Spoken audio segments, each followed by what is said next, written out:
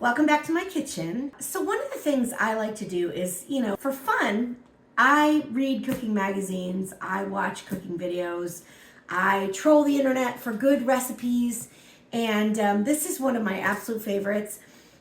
This is courtesy of Gimme Some Oven. We are having chicken enchiladas. If you're not following them, I recommend a follow, especially for this. This is homemade enchilada sauce. It takes 15 minutes to make. Nobody says that we have to be bored when we're trying to stay in a calorie deficit. And this girl is not about that. So I'm super excited to have enchiladas for dinner tonight. So the first thing I need to do is make my enchilada sauce. I have my pan on here on like medium-low heat, and I'm gonna put in 2 tablespoons of olive oil. And this is for the sauce that's gonna flavor the whole pan of enchiladas. This is 2 tablespoons of flour. So I'm just gonna put in 2 tablespoons of flour, and I'm gonna give that a whisk because homemade enchilada sauce starts as a roux. So I'm not gonna cook this for very long. This is 1/4 cup of chili powder. Like, that's a lot of chili powder, but this is enchilada sauce. A 1/2 teaspoon of garlic powder, a 1/2 teaspoon of ground cumin. Keep that moving so you don't burn it. And about a 1/2 teaspoon of oregano. All right, and those spices are all toasted up as part of that roux. And now all I have to do is add, this is 2 cups of chicken broth. And I'm just gonna whisk that all together. What I would probably do is mix all those spices together in a little bowl before I started my roux, just to really ensure that I don't burn it. But I wanted to show you everything that was going in. So here's my enchilada sauce. Okay, I'll turn my heat up to like medium, and I'm just gonna bring that to a simmer because we wanna let the roux do its thing. Okay, that's at a nice little light simmer. You can see it's starting to thicken up already. Look at that, enchilada sauce. And I'm just gonna turn the heat down to low. And then all I have to do is let this cook for like 10 or 15 minutes, and then it's done. And you can make this in a bigger batch, and you can make it in advance. You can put it in a jar in your fridge, but there it is. But I have to give this like a little tiny taste just to see, because I think it needs salt. Maybe not though, because you never know about that chicken stock. Wow, that just tastes so good. Wow, that chili powder that I picked is a little spicy, but we like it like that here, so we're good. I add a pinch of salt, 2 pinches of salt. Every chili powder that you buy is different. Every single one is different. So make sure you're starting with a mild chili powder if you want a mild chili sauce. If you want a hot one, start with a hot one. Look at this sauce. Silky. Beautiful, steaming up the camera. Okay, I'm gonna get started on my meat mixture that's going inside the enchiladas. I'm just gonna saute up some vegetables and some chicken. I'm gonna start with a teaspoon of olive oil. I've got my pan on about medium-low heat because I wanna cook these vegetables kind of gently and make sure they're nice and soft for the inside of the enchilada. Here I have 1 onion and 1 red pepper that is diced. I'm just gonna let these soften up. A little bit of salt and a little bit of pepper. I'm just gonna measure with my heart today. So here I have some ground cumin, and I'm just putting a little bit of that. I have a little bit of garlic powder. And I have a little bit of oregano, which I'm just gonna sprinkle in today. Just gonna let that cook down. Now that these vegetables are a little bit softer, it's time to add my chicken. This is 1.5 pounds of diced, boneless, skinless chicken breast. We're gonna give this some salt.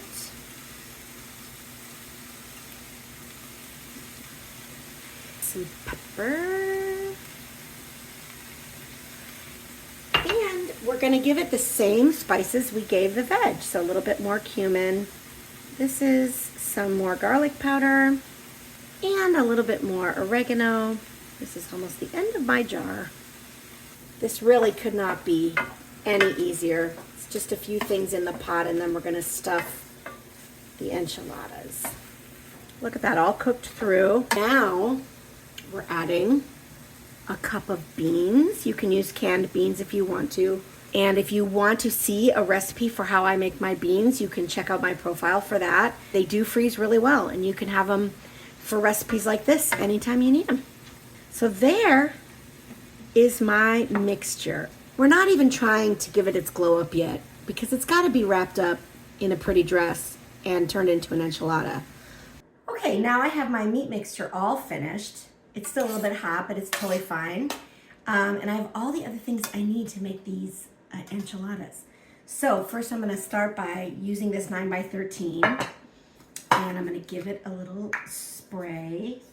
And here's the enchilada sauce that I made. So I'm just gonna take like 2 tablespoons of this sauce, which tastes amazing. I mean, definitely use the canned sauce if you want to, but if you have a couple extra minutes, you should try to make that sauce. It's so good. And then I'm just gonna take a scoop of my mixture here, put it in my tortilla. And I'm gonna add some cheese. This is reduced fat cheese. And I'm just gonna wrap it up. And then I'm just gonna put it seam side down in my pan right here. So I'm gonna make one more. So I've got my tortilla.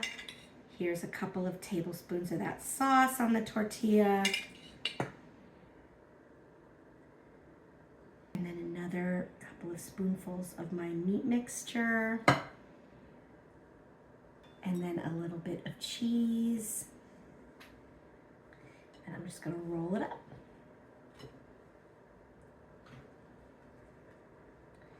And put it right next to the other one, seam side down. So I'm gonna finish this and fill up this pan. So here are my filled tortillas, and I made 1, 2, 3, 4, 5, 6, 7. I made 7 of these. So I know what the ingredients are that I used in this recipe, and I will divide all of that by 7 to get one portion, because one portion for me is gonna be one of these wraps. I have the rest of my sauce here, and I'm gonna just pour that on top. I mean, yummer, yummer, yummer. It's delicious. And to pump up the protein and the fiber, I'm using my Carb Balance tortillas. One portion of this is going to have all the protein and fiber that you need. Between the chicken, the tortilla, the cheese, and the beans, you won't be able to beat it. You'll be very satisfied. Now that I've got the sauce on top, I'm just gonna finish off this bag of cheese. Reduced fat, sharp cheddar.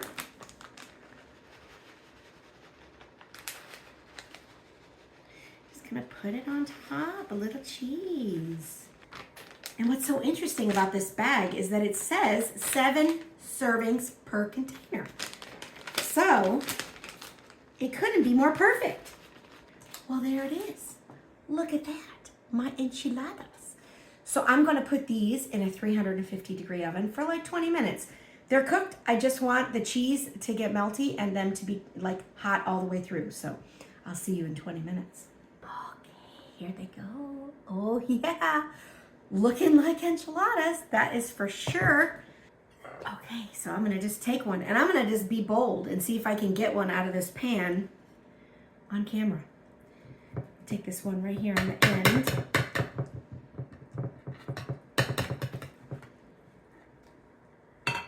Put it in my bowl. Look at, she did it! She did it! And I'm gonna get my extras.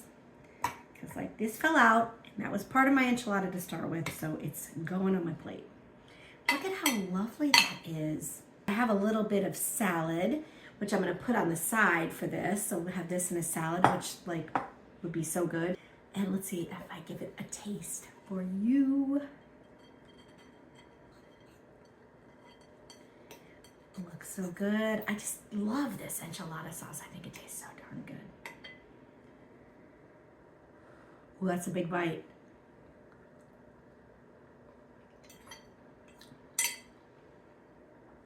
Oh yeah, that is that is delicious. It's so good. It makes me want to smile. It is so good. Okay. Yeah, this is a good one too. So now I'm just gonna make my plate, put my salad on here, and go sit down and enjoy my dinner. You have to try this.